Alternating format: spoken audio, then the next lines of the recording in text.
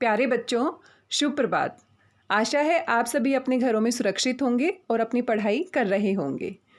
हार उसी की होती है जो अपने मन में हार मान लेता है। जी हाँ बच्चों, मन के हारे हार है, मन के जीते जीत। अगर हम सभी अपने मन में ठान लें कि ये कार्य हमें पूरा करना है, तो किसी भी प्रकार की परिस्थिति हमें उस कार्य को करने से रोक नहीं सकती।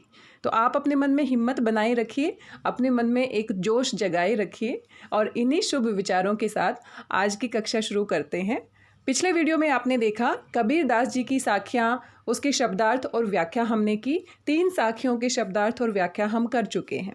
आज के इस वीडियो में हम आगे की जो 4 साखियाँ हैं उनकी शब्दार्थ और व्याख्या देखेंगे। कबीर दास जी को पढ़ना लिखना नहीं आता था। फिर हमारे दिमाग में एक सवाल आता है कि अगर उनको पढ़ना लिखना नहीं आता था तो उन्होंने इतने सारे दोहे, इतनी सारी साखियाँ कैसे हम तक पहुँचाई, कैसे पुस्तकों में लिखी। उनकी पुस्तक का नाम है बच्चों बीजक। बीजक नाम की पुस्तक में उनकी सभी साखियाँ, सभी दोहे संकलित हैं और उन्हीं बीजक पुस्तक के माध्यम से ये जो पाठ है हमारे तक पहुँचा है।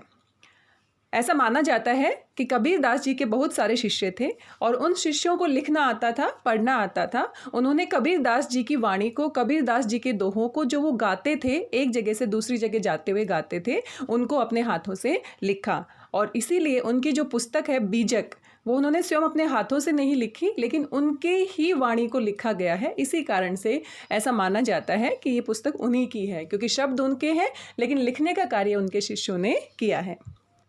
कबीर दास जी ने खुद अपने एक दोहे में कहा है, मसी कागद छुओ नहीं। मसी यानी स्याही, कागद मतलब कागज, छुओ छूना नहीं। मसी कागद छुओ नहीं, कि मैंने कभी अपने हाथ से कलम और पेपर को नहीं छुआ, लेकिन फिर भी इतने बड़े कवि कहलाए। चलिए पढ़ते हैं अगली साखी। पखा पखी के कारणे सब जग रहा भुलान, निरपक होई के हरि बजे सोही संत सुजान। प्रस्तुत साखी में कबीर दास जी कहते हैं पखा पखी। पखा पखी होता है पक्ष और विपक्ष। पखा पखी, पक्ष और विपक्ष। के कारणे, के कारणे, कारणे मतलब कारण से। पखा पखी के कारणे, ये पूरा जो संसार है वो पक्ष और विपक्ष के चक्कर में, लड़ाई झगड़े के चक्कर में और सांसारिक मोह माया के चक्कर में उलझ कर रह जाता है, सच्चे ईश्वर की प्राप्ति नहीं कर पाता। पखापखी के कारणे, पक्ष और विपक्ष में उलझकर, पक्ष और विपक्ष के कारण सब जग रहा भुलान। सब मतलब सारा, जग, जग संसार का पर्यायवाची शब्द है। रहा मतलब रहा, भुलान मतलब भूल। सारा का सारा जो संसार है वो पक्ष और विपक्ष में उलझकर, सांसारिक मोह माया में उलझकर सच्चे ईश्वर के नाम को भूल रहा है, सच्चे ईश्वर की भक्ति को भूल रहा है। आगे कबीरदास जी कहते हैं निरपक होई के हरि बजे। निरपक, निरपक का अर्थ है निष्पक्ष, बिना किसी के पक्ष में, निष्पक्ष। होई होकर, हरि, हरि यहाँ पर ईश्वर का पर्यायवाची शब्द है। हरि भजे, भजना मतलब याद करना, भजन करना। कि जो व्यक्ति निष्पक्ष होकर, सांसारिक मोह मायाओं से मुक्त होकर ईश्वर के नाम को भजता है, ईश्वर को सच्चे मन से याद करता है, सच्ची भक्ति ईश्वर के प्रति दिखाता है, सोही संत सुजान। सोई मतलब वही, संत मतलब साधु, सुजान मतलब ज्ञानी। सुजान का अर्थ होता है ज्ञानी, सच्चा ज्ञानी। तो पूरी साखी को एक बार फिर से देख लेते हैं। कबीर दास जी कहते हैं कि जो व्यक्ति पक्ष और विपक्ष में उलझकर, सांसारिक मोह माया में उलझकर जो पूरा संसार है वो सच्चे ईश्वर के नाम को नहीं जपता है, सच्चे ईश्वर को याद नहीं करता है, सच्ची भक्ति नहीं करता है। जो व्यक्ति निष्पक्ष होकर, बिना किसी का पक्ष लिए, निष्पक्ष भाव से ईश्वर के नाम को जपता है, ईश्वर की भक्ति में डूब जाता है, वही सच्चा ज्ञानी पुरुष है, वही सच्चा साधु ज्ञानी कहलाता है। बाकी सभी सांसारिक मोह माया में उलझे हुए हैं। मानव इस संसार में रहते हुए अपना और पराया, ये तेरा है, ये मेरा है, इसमें इतना उलझ जाता है कि वह सही और गलत की पहचान करना भूल जाता है। अभी आप देखते हैं कि हम सभी को अपनी बातें सही लगती है, अपनी बातें अच्छी लगती है और दूसरों की बातें अपने आप से कम लगती हैं।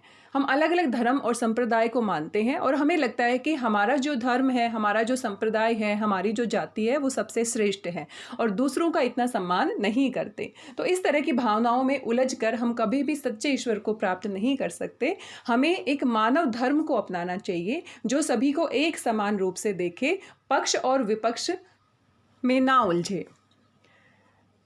तो पढ़ते हैं अगली साखी। हिंदू मुआ राम कही मुसलमान खुदाई, कहे कबीर सो जीवता जो दूहू के निकट न जाए। बहुत ही महत्वपूर्ण दोहा है और कबीरदास जी ने हिंदू मुस्लिम एकता पर बल दिया है। इस दोहे में देखिएगा कबीरदास जी क्या कहना चाहते हैं। हिंदू मुआ राम कही, हिंदू जो हिंदू धर्म को मानने वाले लोग हैं, मुआ मुआ मतलब मर जाना, राम जो उनका इष्ट देव भगवान राम है, कही मतलब कहते कहते। मनुष्य अपने धर्म की मान्यताओं में उलझ कर रह जाता है।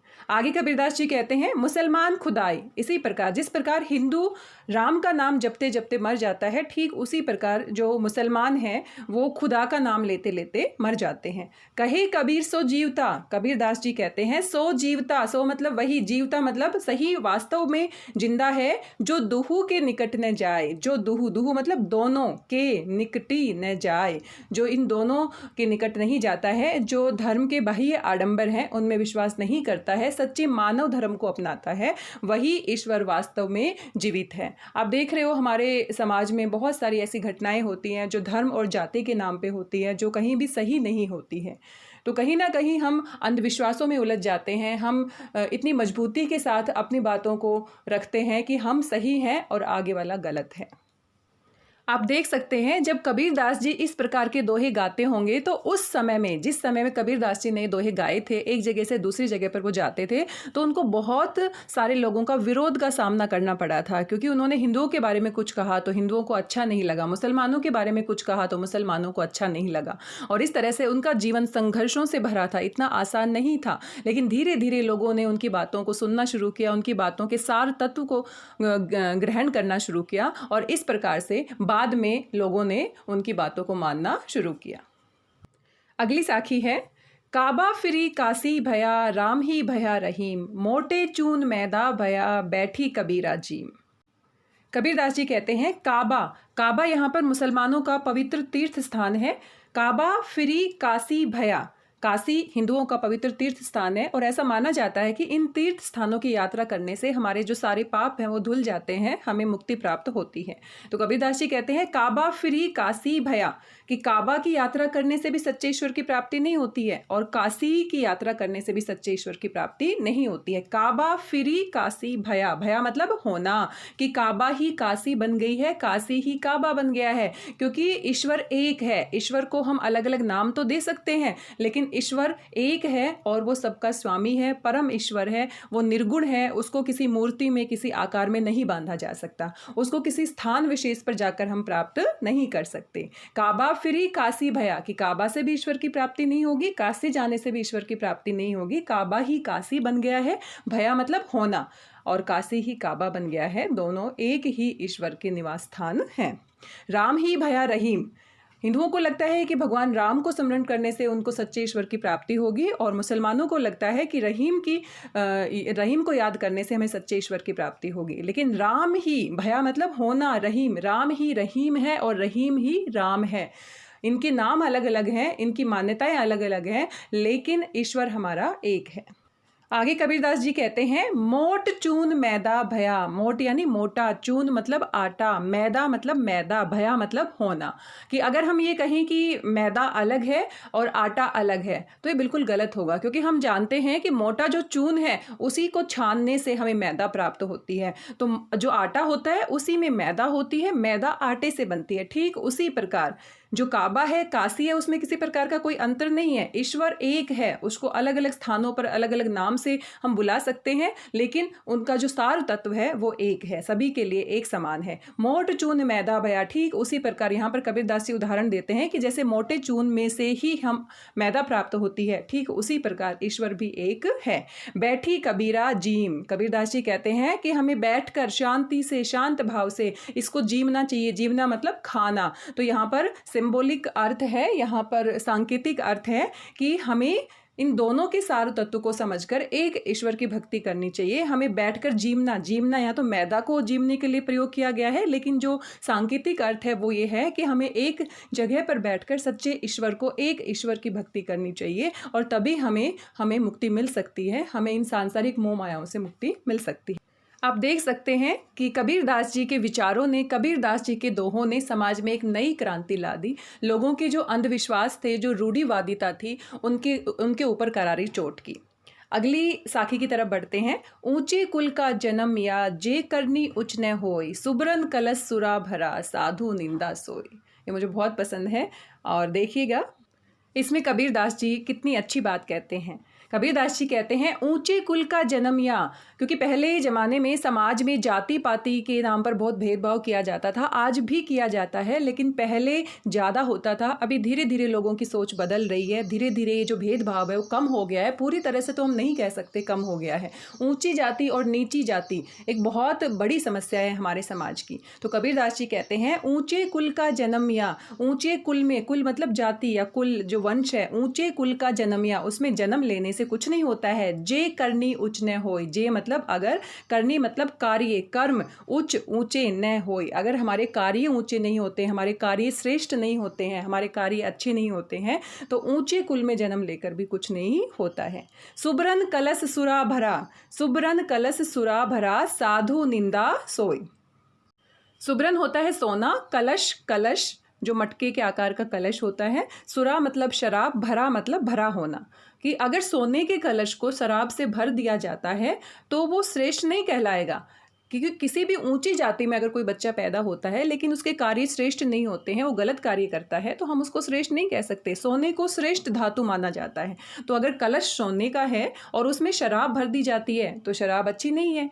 साधु सोई निंदा, साधु जो हैं वो उसकी निंदा करेंगे। निंदा यानी बुराई करना। सच्चे साधु को पता है कि जो शराब है वो अच्छी नहीं है, चाहे उसको सोने के कलश में ही क्यों ना रखा जाए। ठीक उसी प्रकार ऊंचे कुल से कोई फर्क नहीं पड़ता, फर्क पड़ता है इंसान के श्रेष्ठ कर्मों से। तो समाज में आप देखते हैं कि अलग अलग जातियां बना दी गई हैं, और जिस जाति में अब मान लो कोई राजा है, अब राजा का बेटा अगर अच्छा नहीं है, अच्छे कार्य नहीं करता है, तो ज़रूरी थोड़ी ना है कि उसी को भी राजा बनना चाहिए। अब मान लो कोई दास है, कोई सेवक है, लेकिन उसके अंदर बहुत गुण है, बहुत अच्छे गुण हैं, लीडरशिप की क्वालिटी है, तो वो भी राजा बन सकता है। तो यहाँ पर कार्य और गुण के ऊपर ध्यान देना चाहिए, हमें जाति पाति के भेदभाव को मिटा देना चाहिए।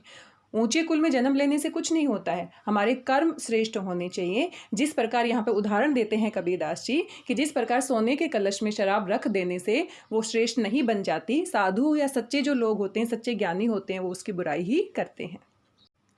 साथ ही आपने देखा कबीरदास जी ने अपने हर एक दोहे में, हर एक साखी में एक उदाहरण के माध्यम से समझाने की कोशिश की है, क्योंकि जब तक लोग बातों पर विश्वास नहीं करते तब तक उनको उसका कोई प्रूफ नहीं मिल जाता है। तो यहाँ पर आप देख रहे हैं एक लाइन में हमें एक बात बताई गई है और उसको सिद्ध करने के लिए, उसकी प्रमाणिकता सिद्ध करने के लिए दूसरी लाइन में हमें उदाहरण दिया गया है।